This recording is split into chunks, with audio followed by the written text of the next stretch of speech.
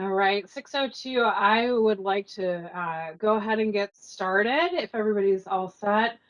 Thank you, everybody, for joining us tonight. I'm Laura Cedarberg. I'm chair of the Cedar ISD Neighborhood Association, and I'd like to welcome you all to our Southwest Light Rail Kenilworth Corridor project update. I want to thank the Met Council and Chair Zelli for their willingness to co-host this meeting this evening. And our goal here is really to have a productive presentation and discussion regarding the Southwest Light Rail project specific to the Kenilworth corridor. Just a couple of housekeeping notes tonight. We are going to be recording the meeting and it will be posted following the meeting for those that are interested in catching it afterwards or reviewing it later. We will reserve the balance of our time this evening for questions from residents, and questions can be submitted during the presentation via the chat function or following the presentation. So happy to take questions from residents that are on the line. And as the objective here is to get information out to CIDNA and corridor residents, we will prioritize questions from neighborhood residents before other participants, just so that residents most greatly impacted will be able to have their questions and positions heard. And residents did have the opportunity to submit questions in advance of the meeting, and I want to thank everybody that did participate on that. And so, again, just hoping that we can have a productive conversation on behalf of the CIDNA board. Our top priorities as the project continues to develop here in our backyard are really protecting public safety and communications on disruption to the area and the impact on our residents, many of whom have been greatly impacted by the Southwest Light Rail project, especially as they are working from home now due to the ongoing pandemic. So again, appreciate everyone being here. I'll turn it over to Chair Zelli, and then I believe we have Council Member Goodman with us as well. So I would turn it over to Chair Zelli at this time.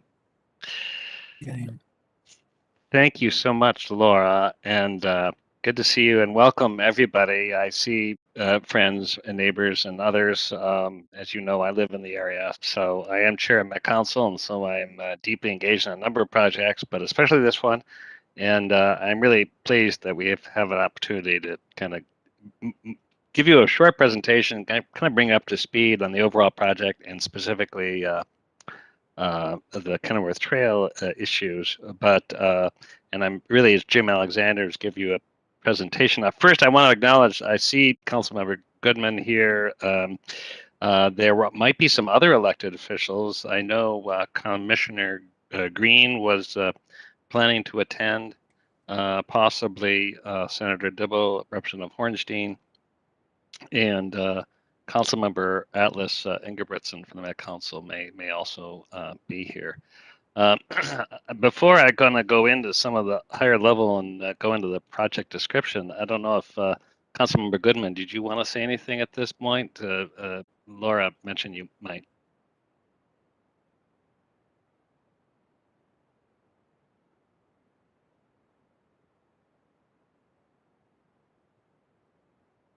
You may be on mute if you would.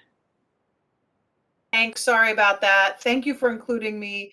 I just wanted to thank the CIDNA neighborhood and the CIDNA board for doing this meeting and continuously working as a partner with everyone to make sure that we follow up on the details of this project, good and bad, and that we hold ourselves and each other accountable to good outcomes. So far, we haven't been super successful in that regard.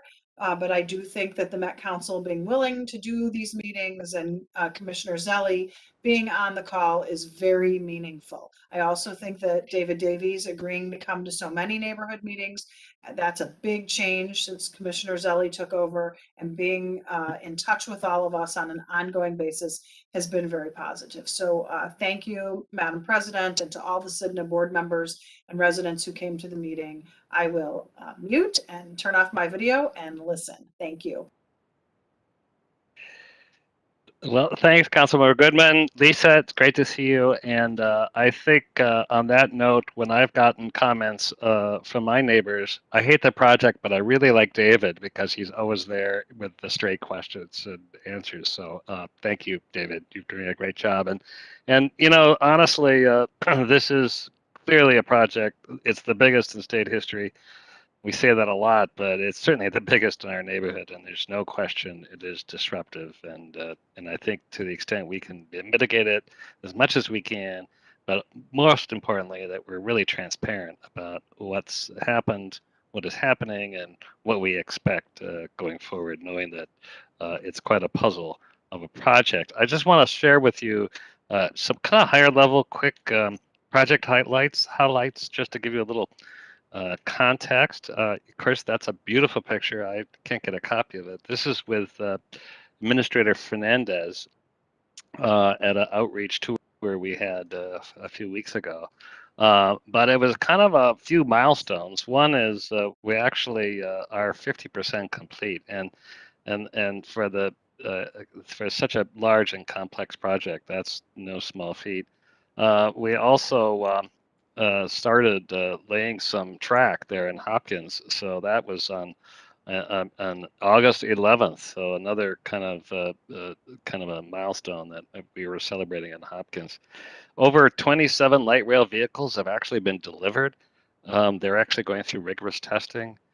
And back to this August 24th, this is actually a hearing that Senator Smith held in Minnesota. I'm not sure if everybody knows, but Tina Smith is the chair of a subcommittee of the Urban Banking Senate Committee, and her oversight in that committee is transit and housing. So we're really fortunate to have Tina Smith in that position. And she had her first hearing as a field hearing where Administrator Noria Fernandez and Region 5 FTA Administrator Kelly Brokens came out. There's a number of us, and I see that the Commissioner Green is here with us. But we had a tour with these Norea Fernandez and others from Hennepin County. We were joined in testimony by Representative Hornstein and Senator Dibble.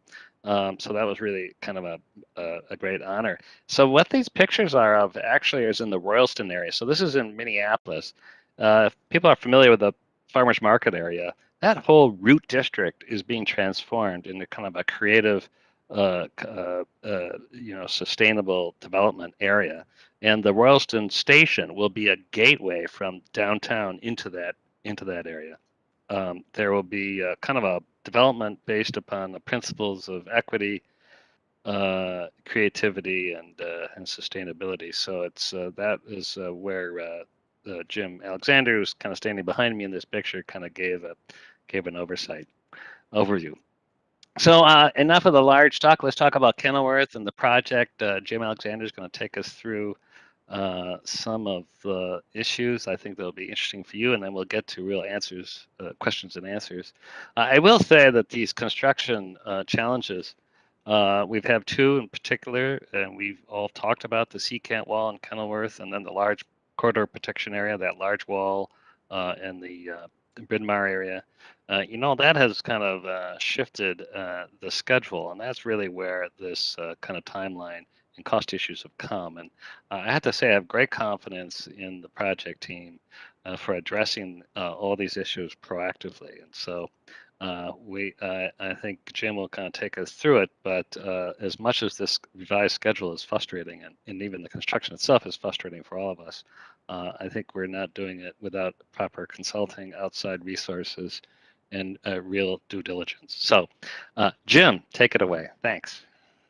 All right. Thank you, Mr. Chair. This is Jim Alexander, Project Director. Can you all hear me okay? Sure, I'm coming across. All right. Well, David, if you could advance to the next slide, I think we'll go to slide 7 there.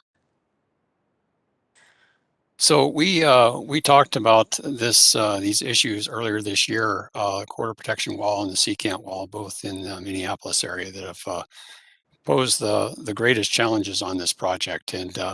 And so these slides are intended to give an update on where they are. I know there's been a lot of questions about particularly the Secant wall and why we have to do it. And I'll go into that in a little bit as we get into those slides. But to talk about the quarter protection wall, this is a wall that was required by BNSF, the railway that runs through that area where the LRT is going to be placed. And we knew about this wall going into the procurement for the civil construction, but it was going through environmental clearance at the time. And we weighed whether waiting, holding off on the procurement, or moving forward and getting this done as a change order. And we decided to do the latter. And so we've had to add this as a change order to the project, and that has now been done. And the contractor is busily out there installing. They have upward about 500 drilled shafts to do. They're about halfway done with those, and they'll be putting. They're starting to put wall panels in as well. But that is the first piece that's caused a disruption in terms of how the contractor was going to really get this whole 14.5 miles of civil construction done. And the second piece is the secant wall. This was due to unforeseen conditions that we observed settling when the contractor was installing the sheet piles. And Next slide.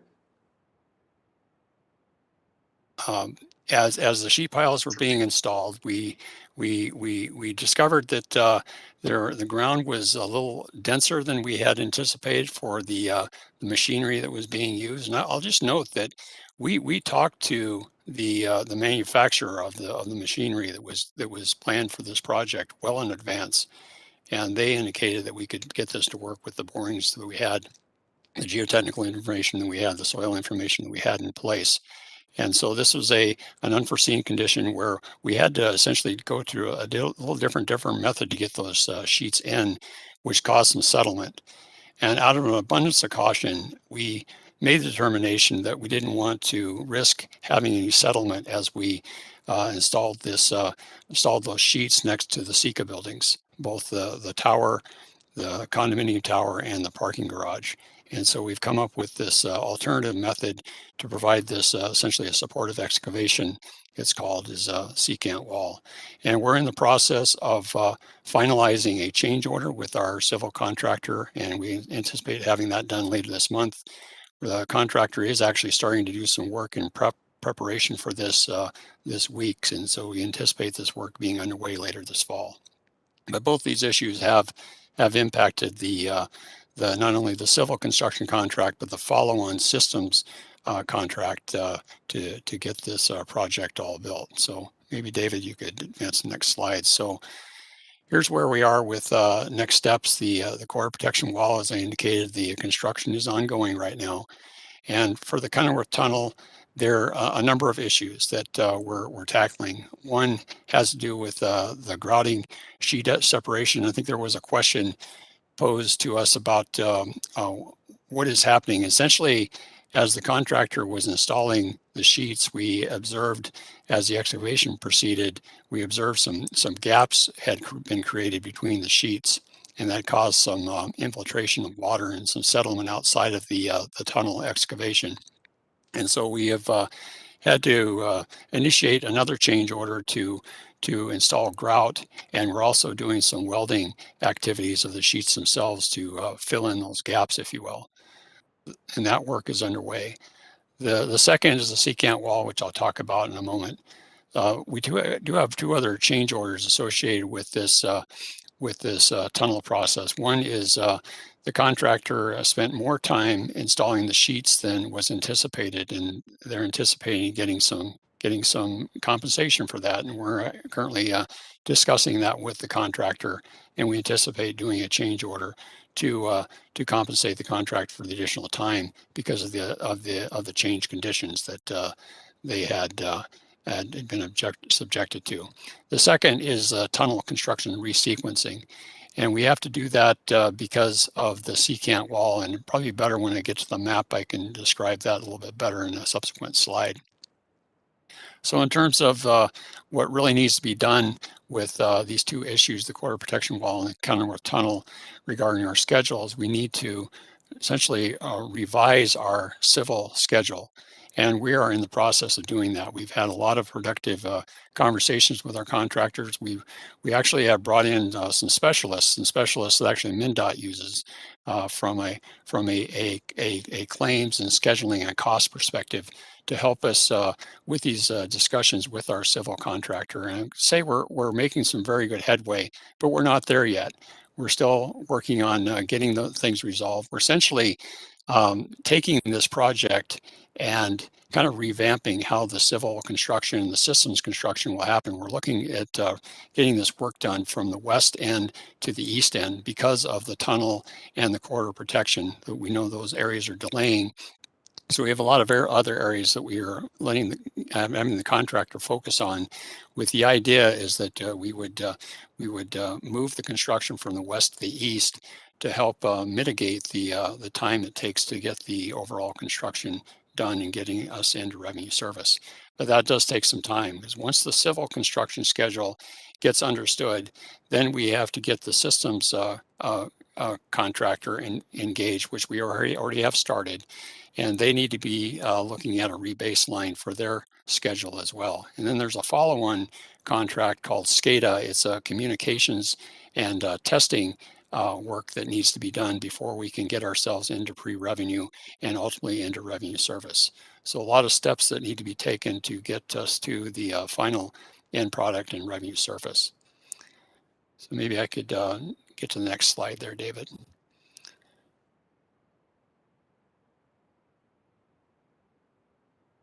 All right, so here's just some imaging on slide number 9, showing the core protection.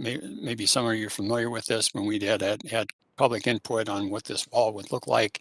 Essentially, this is a Bassett Creek Valley station where it would be nearby, running by that station. You can see in cross section what that looks like near Bryn Mawr Meadows, how the corridor protection wall is situated.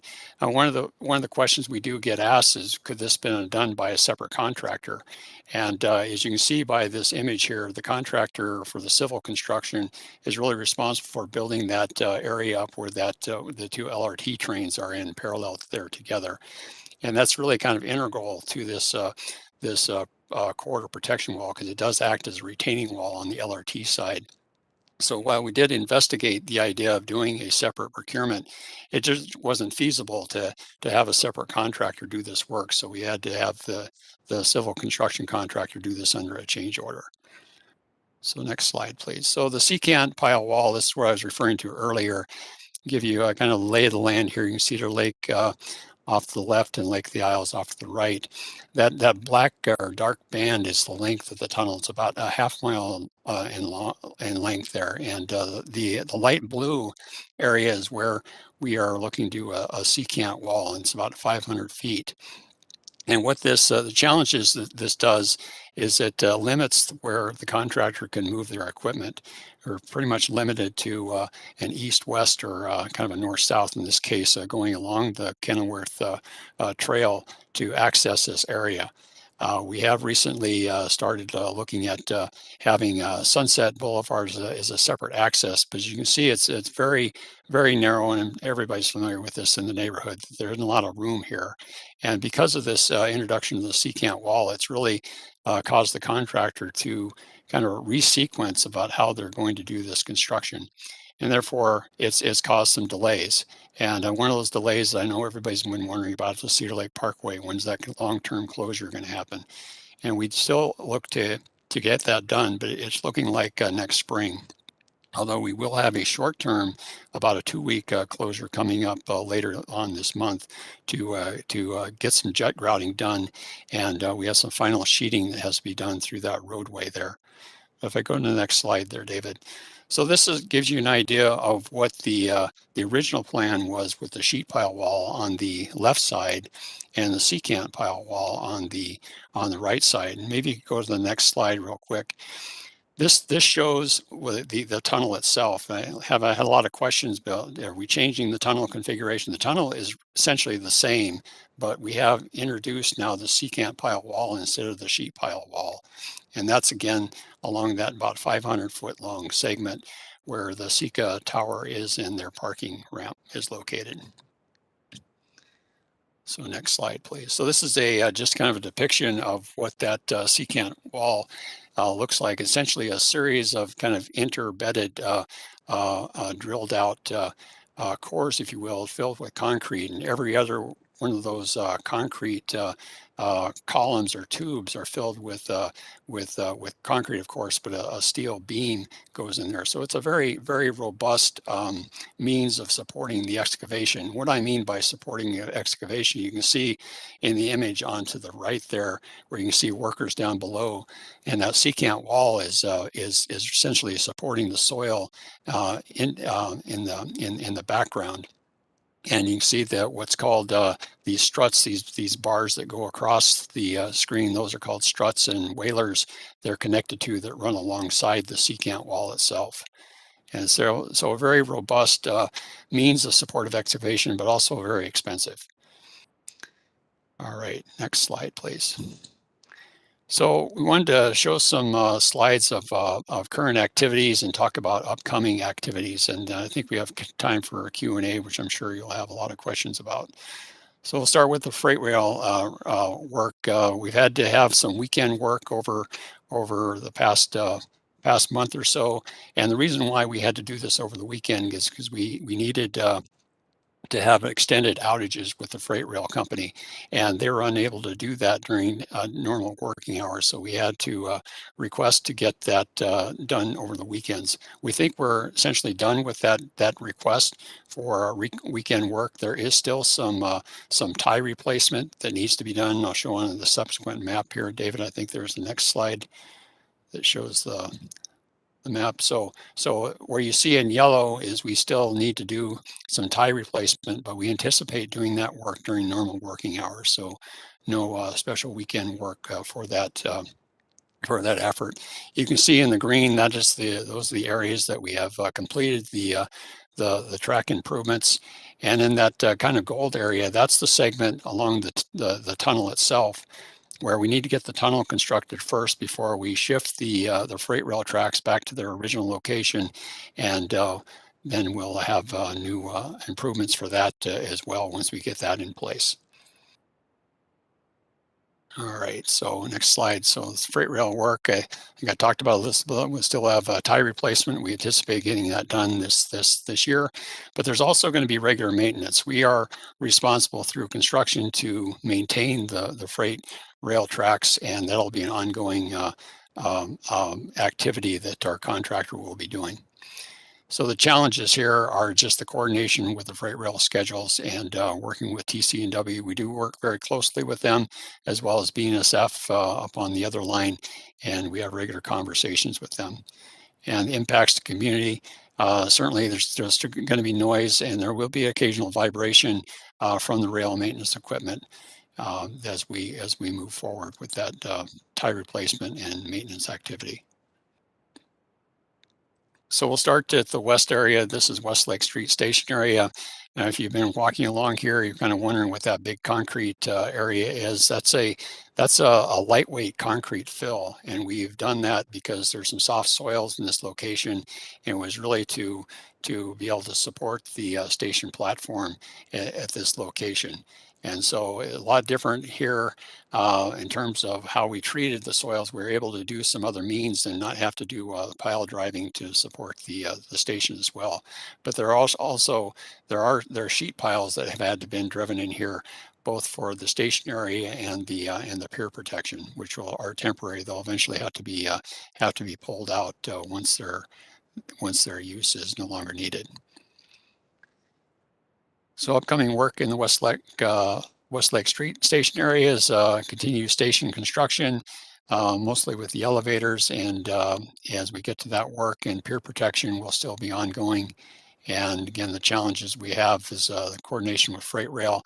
We do continue to coordinate pretty heavily with the Bader work was just off to the left on that last image, and to coordinate to make sure we're all on the same page about who's doing what through that area, because it's such a confined area. And we also we have a regular meeting with the city staff to make sure we're all on the same page about upcoming activities. So impacts community, there will be a continued use of temporary trail facilities until essentially that tunnel gets done, and we anticipate continued hauling traffic through the Chowan Abbott area, and there will be noise and occasional vibration with these activities. So as we move to the tunnel itself, I know a lot of questions about what's going on here. If you look it's kind of hard to tell in this image, but at the top there, we had some seepage coming up through what we call a tremie seal, and that tremie seal is on the order of about 7 feet or so thick, but the edge, we were getting some seepage coming up, and that was causing some challenges for the contractor to keep this area in the dry. As you can see where the two fellows are down there placing concrete this is our initial concrete placement for the concrete floor. We were getting seepage that was preventing to keep this area dry to be able to do the rebar and the concrete work. The contractor has since kind of figured out a means and method to control that, and through some drilling and filling some holes with grout and adding additional concrete to minimize that seepage. And so we will continue to monitor that, but we think we have a better control on that at this juncture. But so we feel good about where we're heading, but I'll be honest with you, we have been struggling with this tunnel construction. There's been a lot of issues, and it's taken a lot longer than, even without the CIDNA, it's taken a lot longer than we had anticipated due to some of the issues that have been popping up. But we are addressing them, and we'll continue to work closely with our contractor as we proceed with the tunnel construction.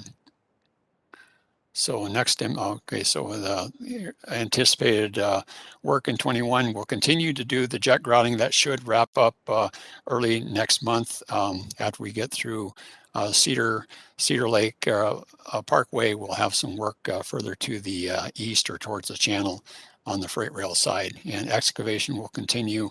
And the concreting, we'll have a lot of concrete happening with trucks coming up to essentially pour concrete for the floor, walls, and roof. And just the challenges here are the access and space limitations and the water management. That's going to continue to be something we have to watch very carefully. And impacts community, at least immediately. So there's that short term, about a 2-week closure for Cedar Lake Parkway. Again, the longer term parkway closure, we're looking towards the spring to do that. And then it's the hauling traffic and the noise and vibration associated with that. So this is at the Cedar Lake Channel, just in your 21st Street Station. You see this image. This is work for the LRT bridge. Ultimately, there will be 3 bridges here. Off to the right is the freight bridge that was built last year. Once the contractor gets this LRT bridge done, they'll use this for the haul route, and the existing pedestrian bridge will be taken down, and a new pedestrian bridge will be built across that channel.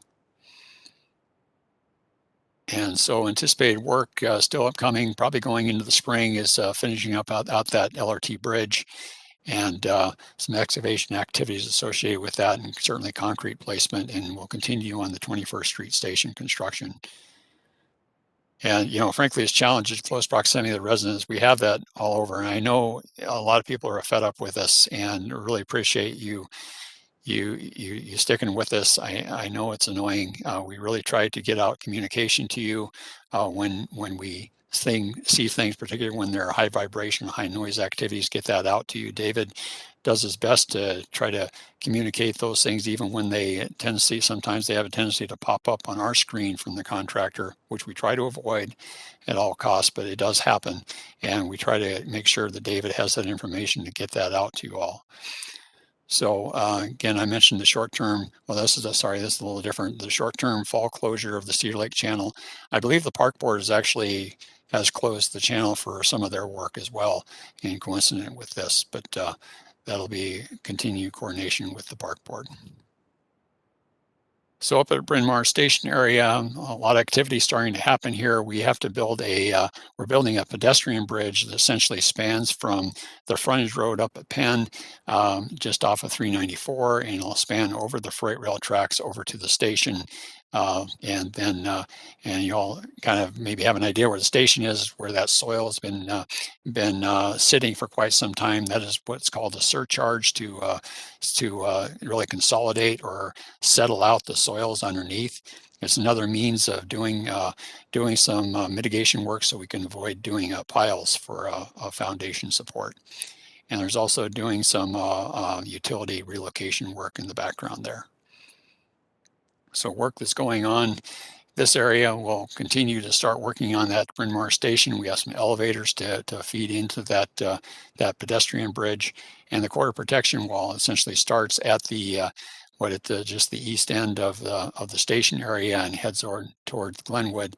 That work will continue to be underway. And challenges here, as is elsewhere in Minneapolis and St. Louis Park and Hopkins for that matter, is we're right next to freight rail. We almost have about 8 miles of shared corridor that we have to coordinate our work with the railroads. Now, there will be some high vibration work associated with retaining walls, mainly the foundations, the piles that need to go in, and there will be continued impacts to the trails in this area. And we'll have hauling going on, and of course the noise associated with that to the neighborhoods. So overall, upcoming construction activities for 2022, Westlake Street Station, the elevators will be a focus, and the LRT construction will continue to progress to the east. The big deal is the Cedar Lake Parkway in terms of impacts to the community, as well as the noise and the noise from the concrete trucks coming in. There's going to be a lot of concrete trucks. We have it's inevitable. We'll have a lot of concrete placed for this tunnel. And then we also have the starting to build later in the summer, Cedar Lake Channel Trail Bridge, as I mentioned. And we're hoping to get some 21st Street Station roadway work. We'll have to see how that goes in terms of the sequence of other work, but that is on the radar screen right now. And then activity at Bryn Mawr Station you see there. So with that, co-chairs, I've completed my presentation. Be happy to take questions and see if we can get some answers for you. Thank you, Jim. Appreciate that update. And I would just ask, since we have so many people on the line, if you could submit your question via the chat function, that would be helpful.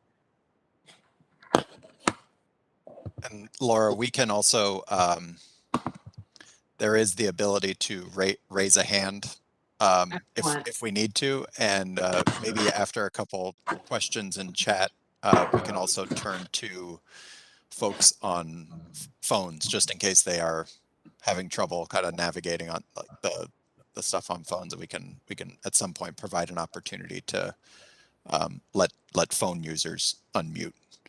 I'm not seeing anything in the chat, so maybe we'll give. Okay. Mary's got a question. Yeah, can you hear me? Yep. We can hear you, Mary. Okay. So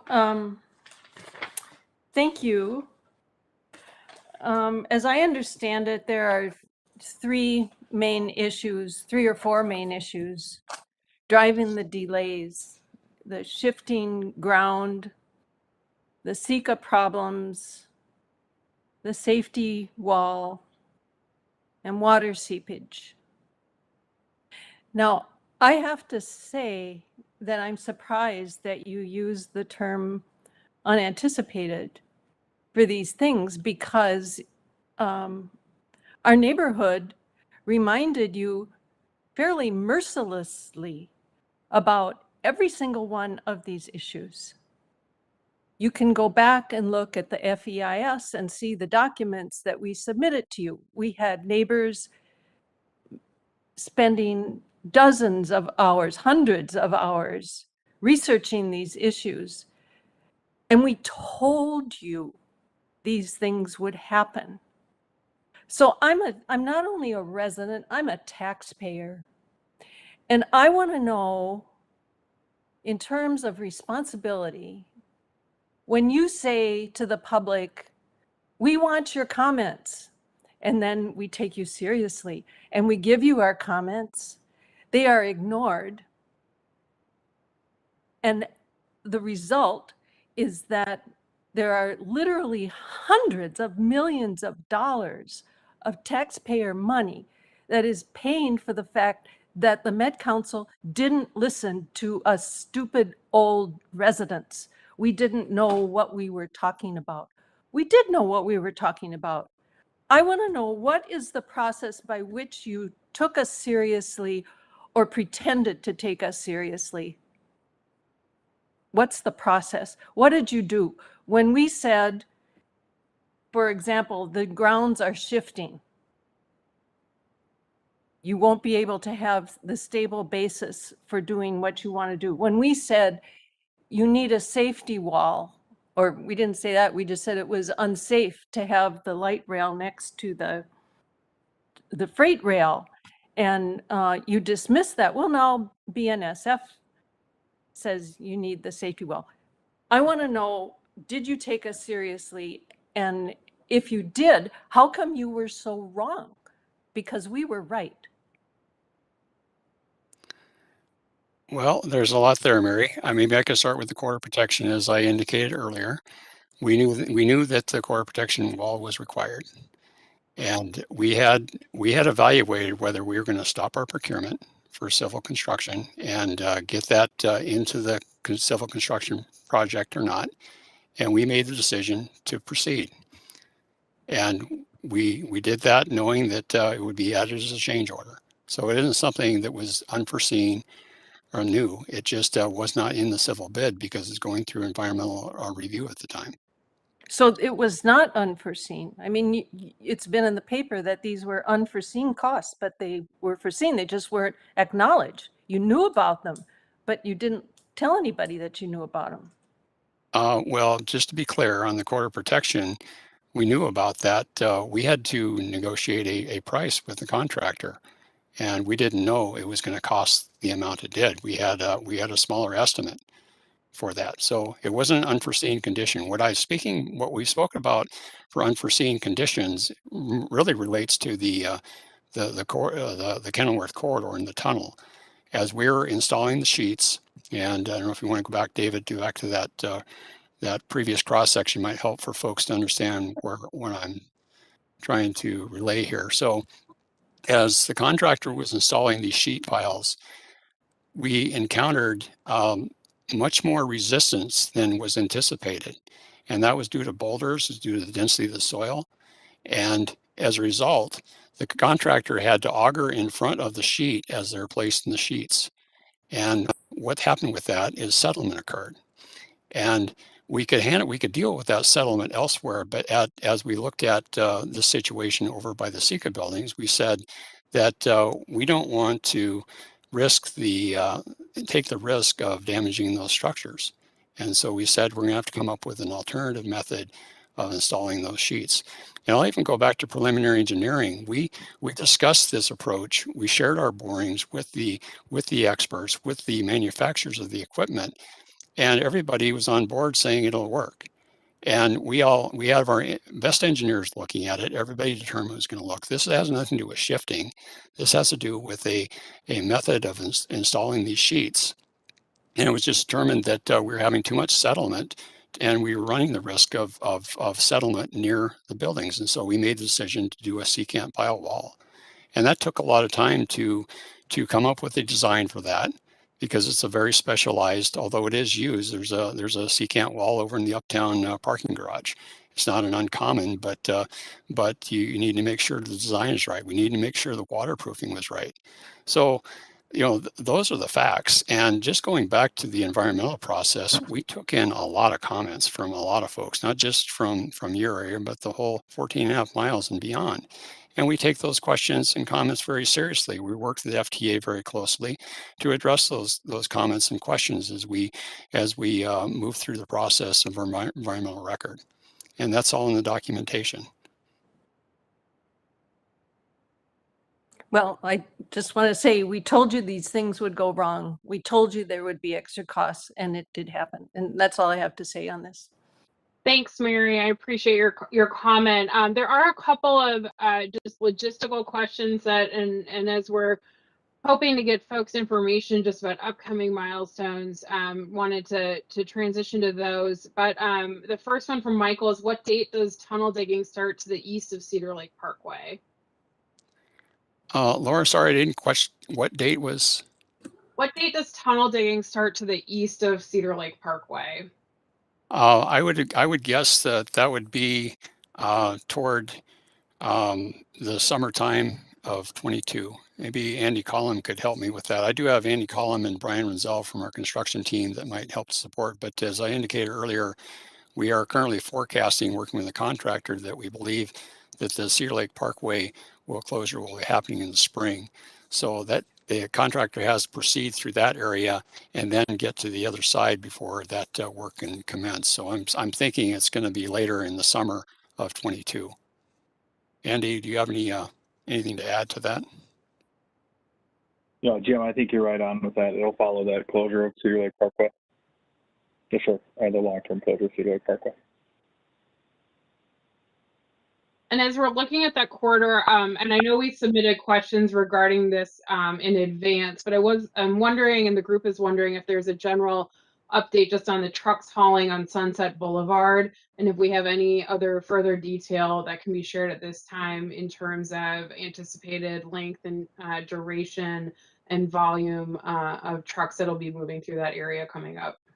Sure. Yeah, I know that's been an ongoing question about how we're going to use Sunset and when and where. We have started using it to a small degree, and as we start ramping up with these other activities, with the grouting, getting that done, and the contractor proceeding towards toward the parkway, we anticipate using it more. I don't know if I can really give you, an estimated number of trucks per day. It's going to be dependent on what's going to be happening that day for what concrete needs to be placed. It's not the only access the contractor will be using. They'll continue to use the access from the east, which we have a batch plant located up by the Van White Boulevard bridge. And so concrete trucks will be continuing to come down through there. We'll also still use the Abbott Chowan access. So it's kind of a combination of all three of those. I think, at this juncture, what we can commit to you is we'll continue to monitor that activity and to be sure that the concrete trucks aren't, they're mining traffic rules out there, and we make sure that things are safe. But at this juncture, unless Andy, you can add to this, I don't know if we can necessarily give you, X number of vehicles per day over a duration. We do know that this is going to happen. We're going to need this over the duration of the tunnel construction, which we're still working with the contractor to get that resequencing schedule understood fully before we can get that out to you.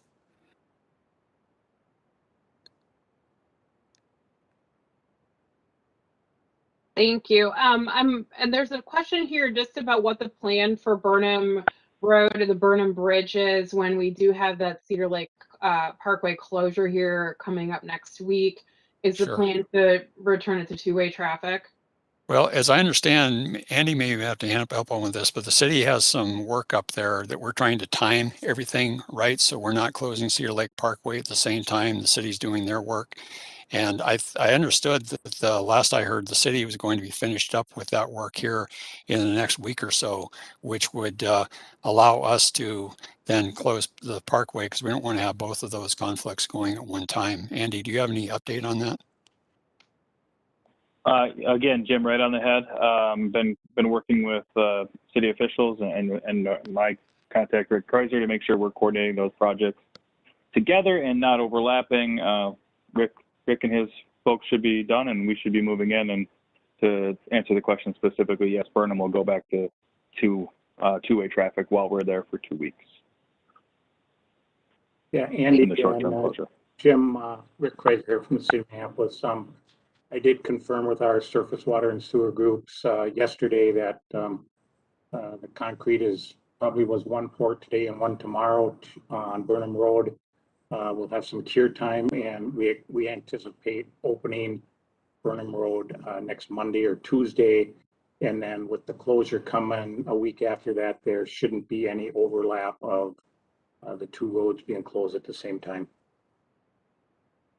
So that maybe I could just add, thank you, Rick. That helps out in the matter because we originally were planning on the 20th. The contractor had some issues with their equipment, and that's the reason why we had to push it to the 27th. So I think we will be clear from what I'm hearing there.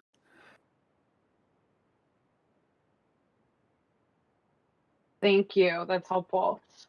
We did have a question come in as well, just about just safety and aesthetics in the environment. And a resident is asking if the cranes along the work corridor can be lowered at the end of the day, or at least at a minimum on the weekend. There are some that are stand immobile from week to week, marring the sky for no apparent purpose. Yeah, I saw that question pop up earlier. Good question. Jim, do you want me to take that one? Yeah, go ahead.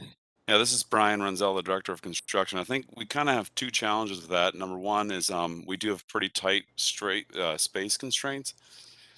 And I think the second issue, so we may not have room to lower the booms in all areas, but the second issue, and probably the more important one, is that I think from the contractor's perspective, it's going to increase the chance of vandalism of their cranes. So there's less likelihood of those cranes being vandalized, meaning the boom's raised in the air. So I think that would probably be a tough one for us to do for those two reasons.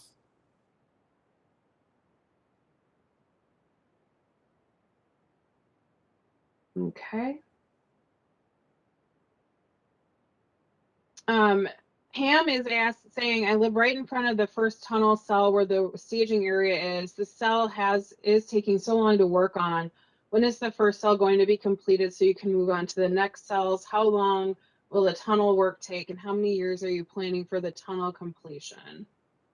Well, maybe Andy could answer the first part. I'll answer the longer part. We're still working on the overall schedule with the contractors, so I can't provide that to you today in terms of the overall length of the tunnel construction. We do know the contractor is working very hard in their production and understanding what it's going to take to get this tunnel completed. We've been pushing them pretty hard on this. And we're just going to have to continue to work through this. And once we have a better understanding on the full completion of this in terms of schedule, we will communicate that out.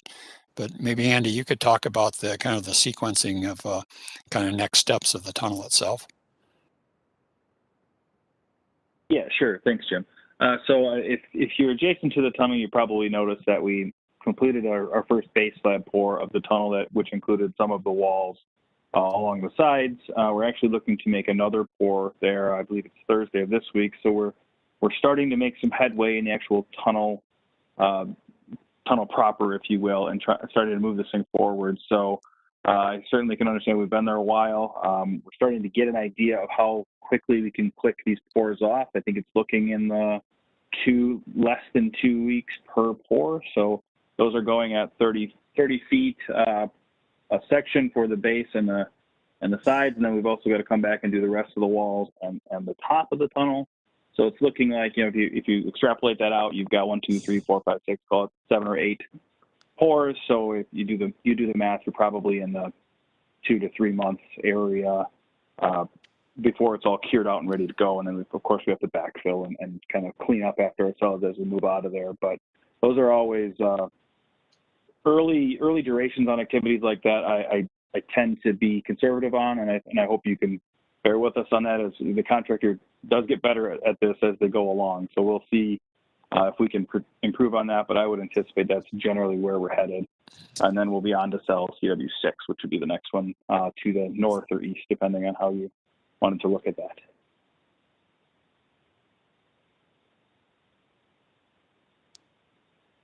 Did I answer the question? Just looking, I think as much as we're gonna get is just as a follow up to that, as applied here. Is there a estimate specific to the secant wall then, in terms of how long that will take, or when that would start? Sure. We anticipate that work starting probably in the November timeframe. The secant itself, as I mentioned, the contractor is starting to do some prep work for that. There's a bit of a supportive excavation they need to do to get in place before that secant proper work starts. So November or so. And Brian, I don't recall exactly. I think we're talking about 8 to 10 months. 8 to 10 months. That's correct, Jim. Okay. And Evelyn's asking, is there anything that could be done to expedite and move the construction along faster? Is it possible to bring in additional workers or add working hours? What does that process look like? Sure. Well, additional workers is always a thing that we look at, and we ask the contractor about. The challenge is limited area, and kind of keep in mind that this contractor is responsible for 14.5 miles of construction. And so there's a lot of activities in the air in terms of what the contractor is working on at any one time. And so that has to be juggled. I would say in terms of it's a bit sensitive for the overtime working hours. We're trying to abide by the neighbors, and I think it's generally viewed that working outside the 7 to 6 Monday through Friday is not really accepted, and so we haven't been pushing that, except for when we actually really need it. In this case, sometimes these trummy pours will go along the freight rail piece. That are the construction activities we've had in the past, those have been required. So we've tried to limit it where it's really absolutely needed. I'll just put it out, and you can kind of that's probably maybe a bad thing to say, but if there is an interest in us working longer hours or weekend hours, Saturdays or whatever, we are very open to do that. The contractor's open to do that, but I know it's a balance to people's lifestyle and just livelihood of living and having construction in their backyard. So we know we have to balance that. So we're open to conversations. Just kind of depends on what the community is interested in us pursuing. I think that's something that we can take back to discuss, particularly amongst residents. I think we would want to understand how, what the trade-off would be if it actually would shave time off. But I think that's an interesting idea that we can certainly consider on our end.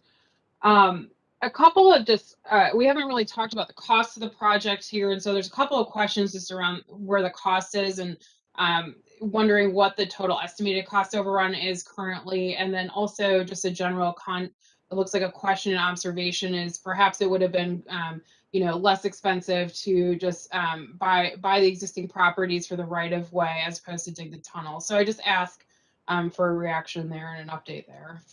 Yeah, good questions. Maybe I'm opening up some old wounds, but going through our municipal consent process back in the day, I don't know that we would have, that's my speculation only, that we would have proceeded with municipal consent and getting approval from the city if we were going to take homes. Back in the day, we were looking at the freight rail question, whether it was going to be relocated in St. Louis Park or remain in the Kenilworth corridor. And we were essentially charged at the time to come up with an alternative to keep freight in the corridor, in the Kenilworth corridor with LRT, and to do that required a tunnel because we didn't want to take any homes. And so that was kind of off limits. Didn't even really pursue that idea. In terms of costs, we do know the cost of the corridor protection. It's up toward the $90 million. You've probably seen that in the news. And that change order has already been done. We have a change order for the CCANT, which is just under $30 million. But there's also going to be costs associated with the contractor being out there longer than anticipated. And that's where this gets complex, because we need to understand how long the civil contractor needs to do their work over the 14.5 miles, not just this stretch, but there's all sorts of other areas that they need to complete as well that are impacted by this area, because there are milestone ties, if you will, completion milestone ties from work in this area to work in the middle and in the west part of the project. And because of that, we need to think of it as holistically the 14.5 miles and what that's going to look like schedule-wise. So if the contractor is going to be working X more months on this project, they're going to look to be compensated in some way because they have their equipment out there longer, they have their people working out there longer. And so we have to figure out what that cost is. And that's something we are talking with the contractor on, working with them to understand what those costs are. But we need to have that schedule established to get the full cost understood. But then once we have that civil understood, we have to visit with our systems contractor, which we're not waiting until everything's done with civil, but we've already started with our systems contractor, and we need to understand that as well. And what I mean by systems, that's the follow-on contractor that is responsible for putting up the catenary poles, and it's really the components to communicate and run the train. So there's a lot of things behind the scenes that you don't necessarily see the systems contractor do, but the civil has to be done first, and then the systems follows. Then we have that SCADA contractor contractor that I spoke of that's responsible for communicating all this stuff to our rail support facility or rail control center, and also doing the testing. We need to make sure this is adequately tested. So all these components need to be sorted out in terms of understanding what the schedule is, and thus the cost will come out of that. So we're in the process of doing that again with our experts that we have on hand, and talking with the contractor. And I would say that we are having productive conversations with the contractor. There are projects that are out in the US that the contractor is not talking to the owner, and we are having a good relationship in terms of trying to solve this problem. Thank you. I believe Patty is trying to raise her hand and wanted to say something. Patty, are you able to? I am. Thank you, Laura. Thank you for taking a couple minutes to listen to my comments. So Jim, this kind of dovetails on what you've said, but I've been thinking about it during the course of the meeting, and actually during the course of probably the last 5 years. But for context, right, in the early days, the freight was put in the corridor temporarily. We all know it was temporary. And while the freight was going to be rerouted. I'm sorry, did someone want to interject? Well, that was me clearing my throat, sorry. Oh, okay. And when the planners failed to meet that promise to move the temporary freight, further, a measurement error revealed that there was not space for the LRT and the rail to be in the corridor, and as Jim noted, maintain the homes, even though I believe that the Met Council did have a thought for a minute or two or a week or two to talk to the owners of the red townhomes, but that did not come to pass. And what I've heard over the years are the neighbors, including me, maligned publicly in newspaper articles by reporters, by comments. We're maligned as NIMBYs, and we're rich and we feel that we can get our way, and that's why the cost of the construction has gone up so much to appease all those rich people. And I guess what I can say is that, I didn't argue about the LRT because I didn't want it near me. It would actually make way more sense 3 houses from me on the Midtown Greenway, but that ship had sailed. But I guess what I would really like is I would like public acknowledgement from the leadership and the planners. So maybe that would include Charlie Zelli or other people to acknowledge the reason it's gotten complicated and expensive in the Kenilworth corridor is that there were planning errors that were made that have created this difficulty. So that I don't have to keep hearing about, yeah, the people who wanted their bike path or the rich people. And you see it every single time there's an article in the Strib about it. So I guess I would just ask that there, at some point, public leadership speak up and say, we didn't want to take the homes. It was complicated, and we had planning failures. So thank you for listening to me, and I will put myself on mute. Well, Patty, maybe I could address some of those, because I've been involved in this project since 2011. I've been through some of that, and I understand where you're at. I've heard, and from my perspective, I took a look at 2 communities, St. Louis Park and Minneapolis, and frankly, neither wanted freight rail. Totally understandable. Secondly, I'll just put out that no one did any engineering to figure out if that other plan was going to work. We did the engineering. We were required to when we took on this project from the county as part of the DIS getting the draft environmental impact statement getting done. And so we took a look at freight rail relocated in St. Louis Park or remaining in Kenilworth corridor. Honestly, I was on the design side at the time. I thought that it was going to be relocated. I'll be upfront. That's where I thought it was going. And I was in front of large crowds, both in St. Louis Park and Minneapolis, where people were looking very angry at me, saying, "What are you doing to my community?" But we were trying to shake it out in terms of what the engineering would look like. And I can tell you, in terms of the home question, the project director at the time came into our office and said, you're going to have to find a path to get to Minneapolis without taking any homes, because it looks like the relocation has so many problems that it's not technical problems. It's not going to work. Technical, I want to stress that. And so we came up with the solution with the tunnel. And I've been really trying to treat this as a fair shake between where the freight goes in St. Louis Park or Kenilworth corridor. And it's unfortunate that there wasn't enough engineering done back in the day when people decided that that was going to happen and the promises were made. So I don't know if others want to speak in terms, but just that's my perspective. And I do understand and I appreciate your perspective, where you're coming from. I get it fully. So Jim, I totally thank you. I agree, like we can't make space where there isn't. We have the laws of physics and all that stuff. The thing that I wish is that, that the last 5 years of keeping hearing about how it's those rich people in the Kenilworth corridor, and they are the reason that the cost has ballooned. And I've never ever, so I appreciate what you said, Jim, and I don't blame you. I know that you're a super competent engineer, but I just think like some leader somewhere should say there were miscommunications, misunderstandings, failure to plan properly, whatever. It was not these people that are maligned and still maligned today. So I think that's like kind of my beef, because I know that I know a lot of those people, and trust me, that's not who we are.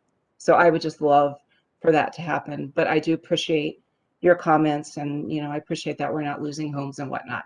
So now I will take my voice off and just listen. But thank you very much. Thanks, Patty, for that. Thanks, Jim, for your response as well. Shifting gears just quickly, there is a question just around general safety, and I think we're all very much focused and concerned about the general public safety, with so many people working from home, with kids from at home, more people using our beaches this summer. And so the question is, how have safety statistics changed in the last year?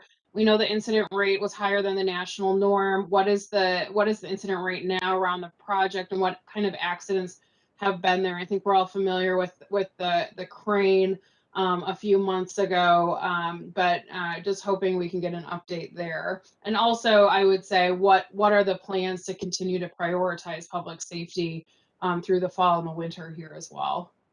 Sure. Yeah. Well, I would say safety is paramount, and it has to be coupled with quality and getting the work done smartly. And so we take safety very seriously. And we just got some statistics together in response to the questions, and we talked about in terms of a total case incident rate. And I think last time we met I think it was the freight rail safety meeting with some of you last year, we had a rate of what's about 4.6. Now the comparison to that is the Bureau of Labor Statistics in 2019 for all civil projects. So that's a road paving, concrete, bridges, whatever, was 2.6. So it's higher than that norm. But I'd point out that this project is very complex. It's got 29 bridges. It's got 6 tunnels. We're working 8 miles next to a freight rail, so I wouldn't compare this to a road project. But I also want to put some other things in context. There's a question about how many reportable accidents or injuries occurred last year this past year on the civil construction. There was one, and it happened to be a worker got their finger caught into something and subsequently had a fracture and had to have the end of their finger amputated. And so that results in a reportable incident. And that has to be reported to OSHA on a regular basis when those occur. We had some other incidents on this project, certainly to get to that 4.4, but those are more on the line of a muscle strain, where that worker had to seek some assistance from some medical advice and maybe had to go on work restrictions. So it's kind of the whole gamut. It isn't necessarily people are we're having a lot of, serious injuries out there. Serious injuries are really relatively few on this project. The crane, oh my gosh, I'm still living that nightmare when it happened last year. I mean, and I know some of you are as well. That was awful. Luckily, nobody got hurt. But we are on our contractor. We are meeting with them regularly. We have our safety people out there on site looking at these, and when things happen, our safety people are out there trying to find out what's going on, get the data, understand how this could be prevented, and talking to all sorts of different people that are involved, not involved, similar situations, and make sure that we try to get it to the contractor and the construction workers to avoid this in the future. And we actually have a report that, we report the FTA on a monthly basis on terms of, that's the Federal Transit Administration, who's providing nearly half of the funding for this project, on the safety of this project, of our contracts. And so this is something that's fully on our radar screen. Thanks, Jim. Just in terms of the calendar, looking ahead, there's a couple of questions just about timeline. One, what is the anticipated work that's going to be done during the winter time along the corridor? And you touched on a few of those milestones, but if there's anything else you can glean, and then once when we move into the springtime with the Cedar Lake Parkway closure, how long do we anticipate that really will go on, and what planning will there be done to protect the safety of pedestrians and bikers in the area? Sure. Well, let me kind of speak. It goes back to that slide, and maybe David, you could go to that work that's progressed in for 2022. I think, Laura, that was the question in terms of what's next year, Yep. or even through this winter. So, we're going to continue work out at Westlake Street Station. There's that work is going to start progressing with the primarily the elevators next year, and the tunnel is going to continue on, and the secant work will as well. So I can imagine that the contractor is going to be moving work activity to the east or to the north towards the Cedar Lake Parkway and beyond next year. They'll be working in front of SECA with the secant wall, and eventually getting that excavation done over in that area as well. And so that's going to progress. We'll have continue to have 21st Street Station. Maybe I'll back up on the Parkway. So the long-term closure, we were allowed by the Pork Board before we went out to bid on this project, or the construction contract, for a 6-month closure. And we've used, I think, 18 days so far, and we're going to use up a few days here. So we're essentially 6 months minus those two durations, the one that occurred last year and the one that will occur here later this month.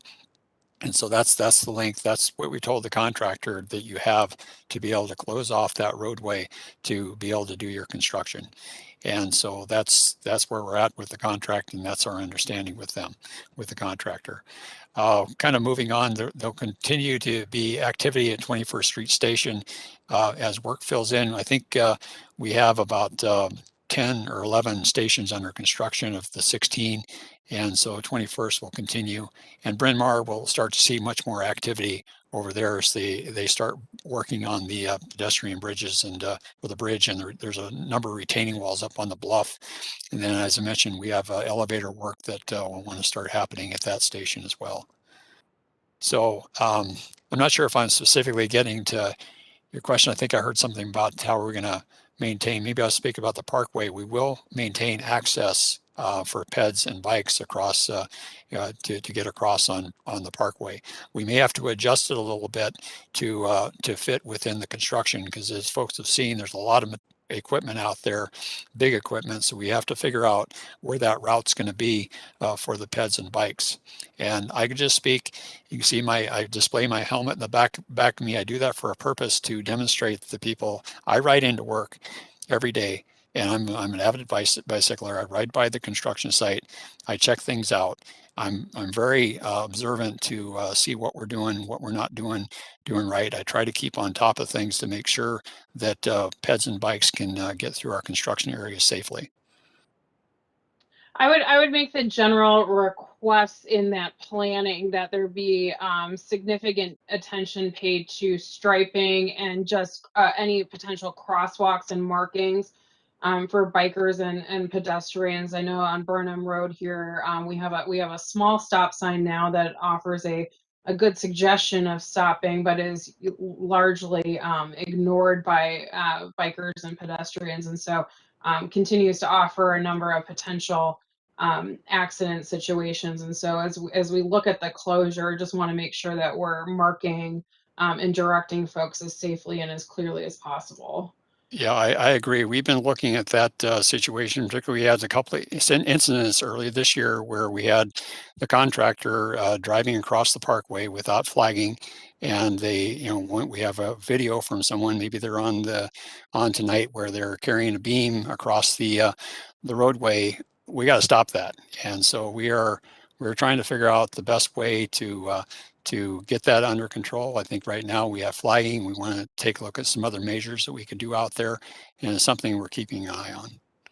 Jim, that was Patty who Okay, just spoke, and so I saw her turn her video on. Patty, we're paying attention. Yep. Hey, just quickly on that topic, will there be some more striping of crosswalks on Cedar Lake Road? I find that I'm unsure if I should cross the road anywhere when I'm walking my dog, because it seems like all of the striped crosswalks, except for maybe one, have been completely worn away. Okay, we can take a look at that. Ask Andy to take the lead on that, and with our traffic folks, and see what we can do. Yeah, Patty, agreed. just for Jim, clarification, you're talking about the parkway? The parkway itself, not like Cedar Lake Road is, we've got. Yeah, just no, I'm for talking about clarification. when I cross the parkway, Got it. from one side over to the beach, for example. Got it. Yeah, thank you. It is a tricky, Sure, crossing because we have there's the hill to the east, and I've done it. I live just south of here, that area, and I know what it's like. People take their cars and they kind of zoom in, and they all of a sudden they're crossing into construction, and a lot of bikers, and it's something that we need to be on a constant lookout for. There's a question and a request here regarding just the planting of trees and plants at the southeast entrance to the neighborhood on Burnham Road in front of David Shirley and Stuart Chazen's homes. And the request here is that the plan is to plant these trees after construction is completed, but perhaps we could get going with planting them so that the trees have time to start growing. And so is that a possibility in terms of just getting that moving so that Sure. Well, the challenge with that is that's going to be a separate contract, and we need to understand fully how the civil construction is getting completed in that area before we can procure that. We have, just kind of get everybody on the same page, as we have a commitment to the city to construct or plant, if you will, a landscaping plan that we developed through community interaction some time ago. And that essentially is on the shelf for the time being until we get far enough in civil construction, and then we can procure that, because there's time for the vegetation to be in a nursery to grow, and before we get it planted out. So it'd be a little bit of a challenge for us to kind of parse that out, particularly as the civil contractors out there doing their thing with their work, because this would be a separate contract for that activity.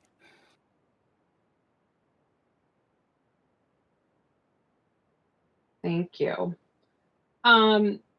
Just looking, I think we've gotten through most folks' questions here, and we've been responding to a few in the chats too. So hopefully folks are getting their questions responded to. There is a question just about general notification to residents, in that, with more people working from home, is it possible to get earlier and more precise communications regarding upcoming noise and vibration construction periods? I want to also say I'm appreciative of the communication that David Davies does provide us regularly, but do acknowledge that sometimes they're longer windows a week ahead. And so I think from the community, hoping to get more precise and dialed in notification around when those moments might be. Yeah, fully understand. And David, maybe you should weigh in on this. I know David David does his best to get information out as we get it from the contractor. We meet with them regularly to understand what is coming up.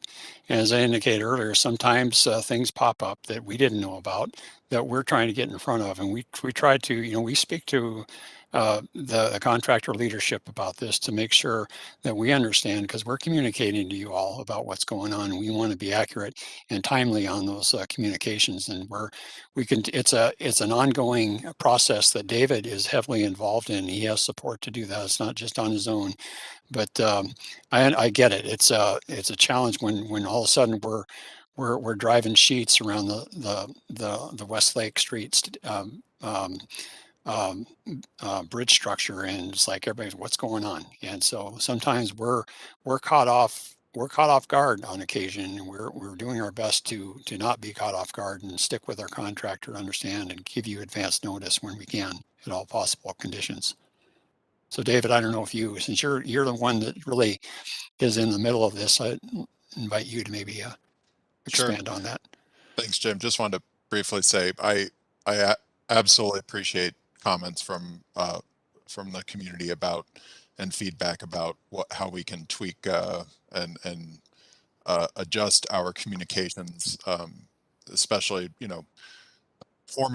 forming connections with folks who are great at getting that information to those two residents who I may not be directly in touch with.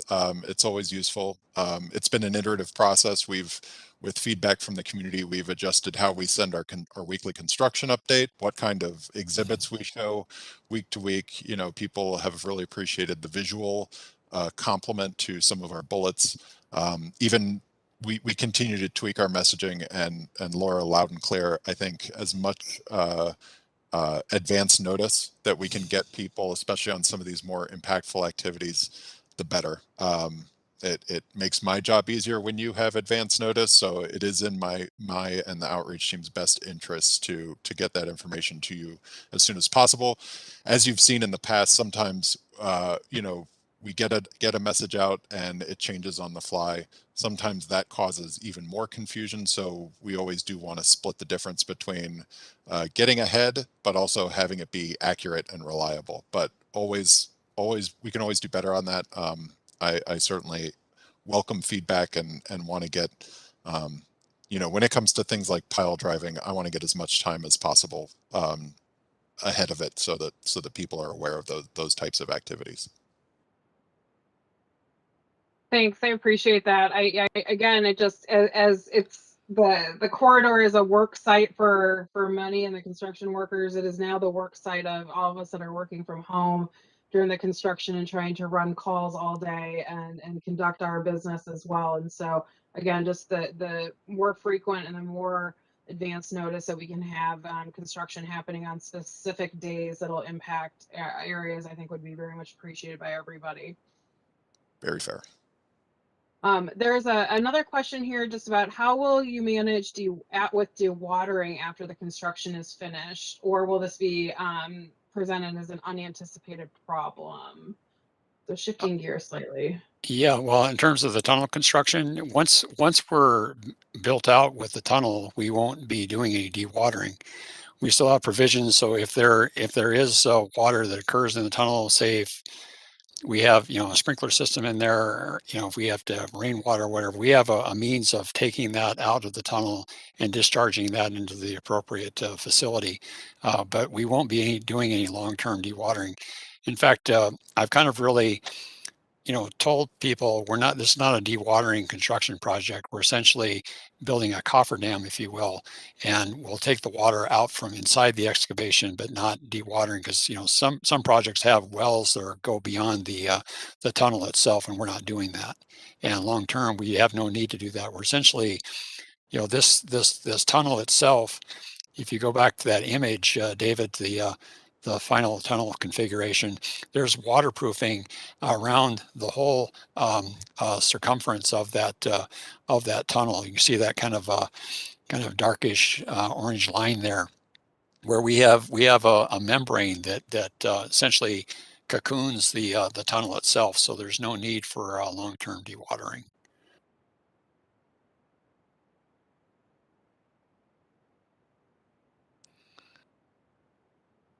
Thanks, Jim. While we're on this and talking about the tunnel, there's a question here that's prompted by hearing earlier that a decision to build a secant wall by the townhomes was done to exercise an abundance of caution. This resident owns a small warehouse that was destroyed by the adjacent pile work about 3 blocks north of the secant wall location. And their question is, was a secant wall considered adjacent to the property before the pile sheeting was done?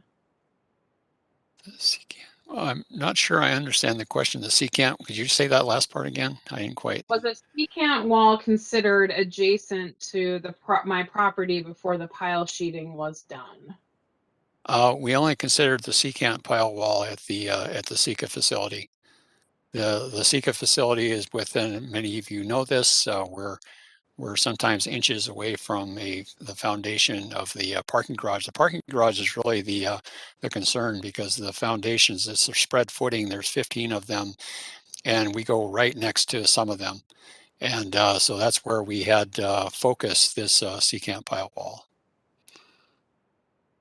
Thank you. And we have one final question here, is just how many current LRT stations have elevators? And in regards to stations with elevators, and I would say all of the stations, and what are the security precautions to prevent assaults, etc.? And I assume this is meaning when we have passengers online. Sure. Is that on our existing system, how many elevators we have? Or how many on this project? I read this as how many, I read it actually both ways. I'd be interested in how many are in the project, on the expansion project. Sure. Well, I can talk to this project. Southwest Station, where we're building a 450 stall ramp, will have elevators, and then the other elevators are focused in Minneapolis, really due to terrain. We have at Westlake, to get up to Westlake Street proper on top of the bridge from the station. And then as we get to Bryn Mawr, to get up to that that bridge, the pedestrian bridge I spoke of, and then out at Bassett Creek Valley Station, we have to get up to the Van Wyck Boulevard. And so those are the stations that have elevators on this project. We do have elevators on our system, including at North Star Target Field Station. We have cameras. We have emergency telephones. We have the direct link to emergency first responders, and so we have a lot of security in place to prevent issues that might want to occur.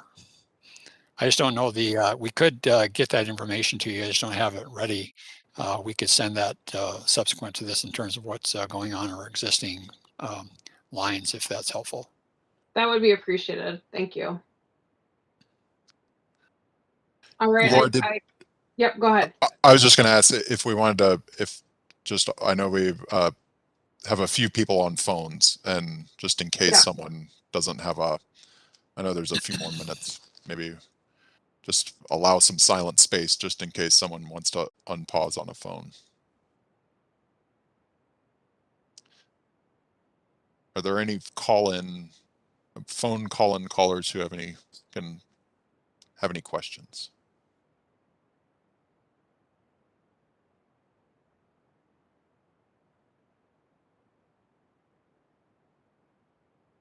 Guess not. Maybe they've been successful in sending in chat. Back to you, Laura. Just wanted to. Oh, are there any other questions from folks that are dialed in on video? I think we've worked through all of them. Appreciate everybody. There is one final question. Has the safety rate improved since the 4.6 rating? I think that's a good point of a clarification. Yeah, that number is 4.4, so it's improved somewhat, but not greatly. We'd like to see a greater improvement, and we are working toward that. Thanks, Jim. Thanks for that clarification. If there are no other questions, I would just like, again, on behalf of CIDNA, the CIDNA board, to thank Jim and David and Chair Zelli for hosting this meeting with us tonight. It's incredibly important that we just continue to stay informed and continue to keep the dialogue going forward as we move into a busy fall and winter months. So again, appreciate you all taking the time.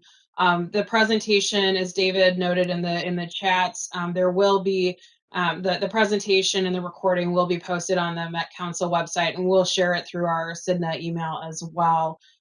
So again, thanks everybody for your attention tonight, and appreciate you taking the time. Yeah, I'd like to echo that. Thank you for participating in this. We are happy to give information on this project, and thanks for putting up with us. Thanks everybody. Have a good rest of your evening.